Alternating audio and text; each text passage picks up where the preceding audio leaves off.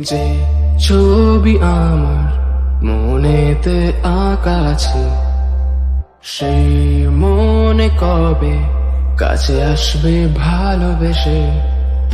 যা আছে ইচ্ছে আবার সব দেব আজ তোমাকে। কবে শুরু হবে তোমার আমার প্রেম তবে?